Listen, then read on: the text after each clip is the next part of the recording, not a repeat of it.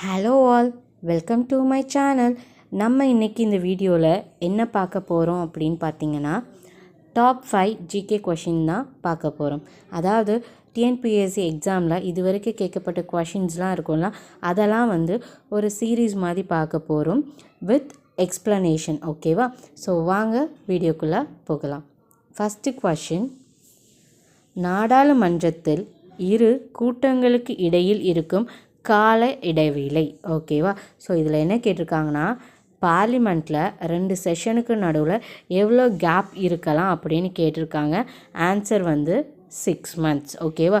So basically yearly 2 times நாடாளுமன்ற அவையெல்லாம் கூடியிருக்கணும். ஓகேவா? நம்ம இந்தியான்னு எடுத்துக்கிட்டிங்கன்னா எத்தனை டைம் அந்த பாராளுமன்றம் நடக்கும்னா 3 டைம் நடக்கும். ஓகே, ஃபஸ்ட்டு செஷனை ஃபெப்ரவரி டு மே நடத்துவாங்க. அதை பட்ஜெட் செஷன் அப்படின்னு சொல்லுவாங்க. செகண்ட் மான்சூன் செஷன், அது எப்போ நடக்கும்னா ஜூலை டு செப்டம்பருக்குள்ளே நடக்கும். And third one winter session, அது எப்போ நடக்கும்னா நவம்பர் டு டிசம்பர் மந்த்துக்குள்ளே நடக்கும். அண்ட் தென் நம்மளோட ஆர்டிக்கலில் ஆர்டிக்கல் 85 அதுதான் இந்த நாடாளுமன்றம் வருஷத்துக்கு 2 டைம், அதாவது கேப் இருக்கக்கூடாது, 6 மாதத்துக்கு மேலே கேப் இருக்கக்கூடாது அப்படிங்கிறத பற்றி சொல்லும். அண்ட் அது போக லோக்சபா அண்ட் ராஜ்யசபா ரெண்டுமே சேர்ந்து அது ஜாயிண்ட் சிட்டிங் நடத்தலாம். அதை எந்த ஆர்டிக்கல் சொல்லும் அப்படின்னா 108 இந்த ஆர்டிக்கல் தான் ஜாயிண்ட் சிட்டிங் பற்றி சொல்லும். அண்ட் இந்த நாடாளுமன்றத்தை யார் கூப்பிட்டுவா, அதாவது இந்த பார்லிமெண்ட் செஷனில் யார் ஸ்டார்ட் பண்ணி யார் தலைமை தாங்கி நடத்துவாங்கன்னு பார்த்திங்கன்னா நம்மளோட பிரசிடெண்ட் தான் பண்ணுவாங்க.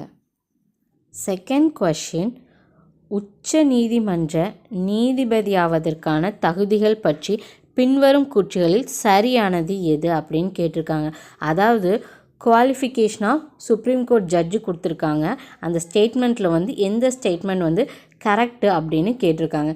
ஃபஸ்ட்டு ஸ்டேட்மெண்ட் பாருங்கள், அவன் அல்லது அவள் இந்திய நாட்டின் குடிமக்களாக இருக்க வேண்டும். அதாவது he or she must be a citizen of India. இது சரி.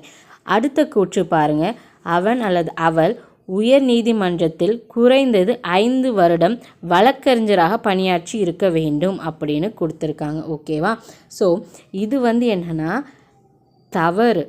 ஏன்னு பார்த்தீங்கன்னா அவங்க அட்வொகேட்டாக 10 years இருந்திருக்கணும். ஓகேவா? இதில் 5 வருடம்னு கொடுத்துருக்காங்க. ஓகேவா? பட் அவங்க 10 years ஒர்க் பண்ணியிருக்கணும் அட்வொகேட்டாக. எங்கன்னா ஹைகோர்ட்டில். ஓகேவா? அடுத்தது பாருங்கள், அவன் அல்லது அவள் மாவட்ட நீதிமன்றத்தில் வழக்கறிஞராக பணியாற்றி இருக்க வேண்டும் அப்படின்னு சொல்லியிருக்காங்க. பட் இது கிடையவே கிடையாது. ஓகேவா? இது ஒரு குவாலிஃபிகேஷன் கிடையாது. ஓகே.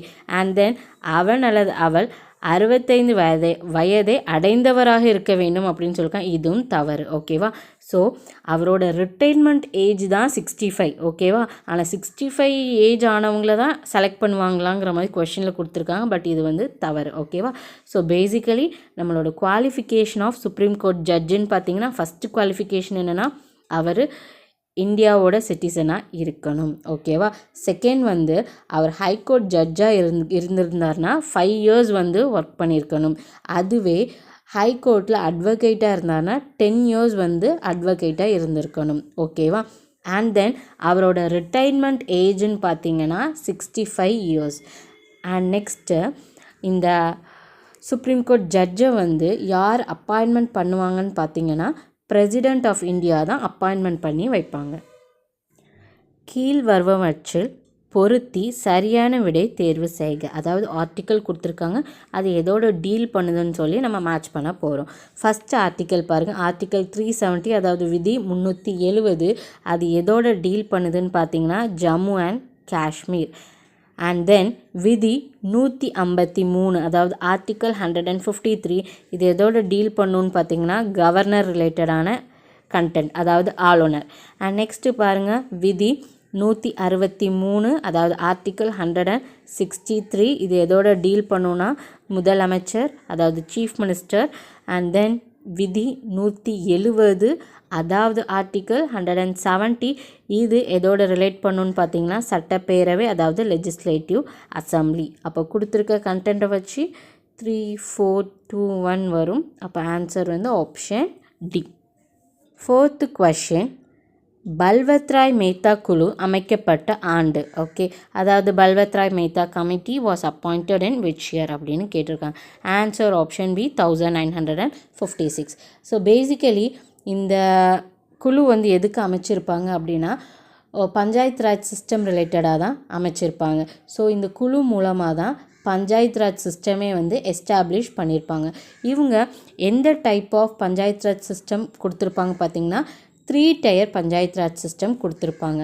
அது எதெல்லாம்னா அந்த 3 டயர்ஸில் எதெல்லாம் வரும்னா கிராம் பஞ்சாயத், பஞ்சாயத் சமித், ஜில்லா பிரசித் அப்படின்னு 3 டைப் ஆஃப் வரும். இல்லை இந்த கிராம பஞ்சாயத்து வந்து வில்லேஜ் லெவலில் இருக்கும், பஞ்சாயத் சமித் வந்து பிளாக் லெவல், ஜில்லா பர்ஷாத் இருக்குது தெரியுமா, இது வந்து என்னென்னா டிஸ்ட்ரிக்ட் லெவல். ஓகேவா, இதில் இந்த ஜில்லா பர்ஷித் தான் வந்து சூப்பர்வைசிங் பாடியாக இருக்கும்.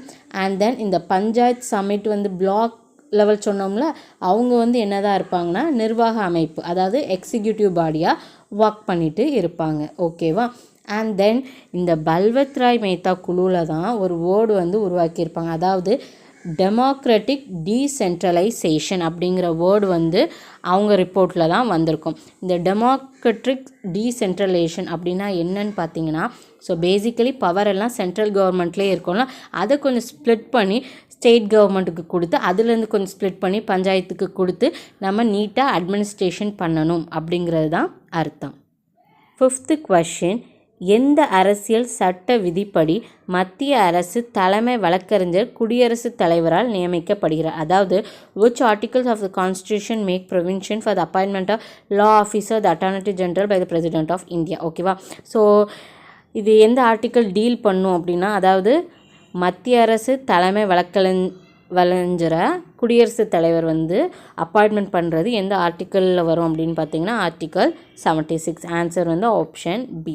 அண்ட் அதாவது இந்த ஆர்டிக்கல் 42ன்னு எடுத்துக்கிட்டிங்கன்னா ஆப்ஷன் ஏ வந்து அது எதோட டீல் பண்ணும் பார்த்தீங்கன்னா ஒர்க்கர்ஸ்க்கு வந்து கரெக்டான வேஜஸ் போகுது, அதான் கரெக்டாக வேலை கிடைக்குதா, அந்த வேலையில் ஸ்ட்ரெஸ் இல்லாமல் இருக்குதா, அவங்களுக்கு கரெக்டான சேலரி கிடைக்குதா, அது போக வந்து மெட்டர்னிட்டிக்கான லீவு ஸோ அமௌண்ட்ஸ்லாம் கிடைக்குதா, அது ரிலேட்டடாக டீல் பண்ணுறது தான் ஆர்டிக்கல் 42. அண்ட் நெக்ஸ்ட்டு இந்த ஆர்டிக்கல் 42 இருக்குது தெரியுமா, இது வந்து டிபிஎஸ்பியோட ஒரு பார்ட்டு. நெக்ஸ்ட் ஆப்ஷன் சி பாருங்கள், ஆர்டிக்கல் 44, இது வந்து எது ரிலேட்டடாக வரும்னு பார்த்தீங்கன்னா யூனிஃபார்ம் சிவில் கோட், அது ரிலேட்டடாக வரும். அண்ட் இந்த ஆர்டிக்கல் 42 as well as 44 இந்த ரெண்டுமே வந்து டிபிஎஸ்பியோட ஒரு பார்ட்டு தான். அண்ட் நெக்ஸ்ட்டு பாருங்கள் ஆப்ஷன் டி ஆர்டிக்கல் 153, இது எதோட டீல் பண்ணுன்னா வந்து ஸ்டேட்டுக்கெலாம் கவர்னர் இருப்பாங்களா அவங்களோட பவர்ஸ் அவங்க ரிலேட்டடாக டீல் பண்ணுறது தான் இந்த ஆர்டிக்கல் 153. ஐ ஹோப் இந்த வீடியோ உங்களுக்கு பிடிச்சிருக்குன்னு நினைக்கிறேன். பிடிச்சிருந்தால் லைக் பண்ணுங்கள், உங்கள் ஃப்ரெண்ட்ஸ் யாரெல்லாம் எக்ஸாமுக்கு ப்ரிப்பேர் பண்ணுறாங்களோ அவங்களோட ஷேரும் பண்ணுங்கள். தேங்க்யூ ஆல், தேங்க்ஸ் ஃபார் வாட்சிங்.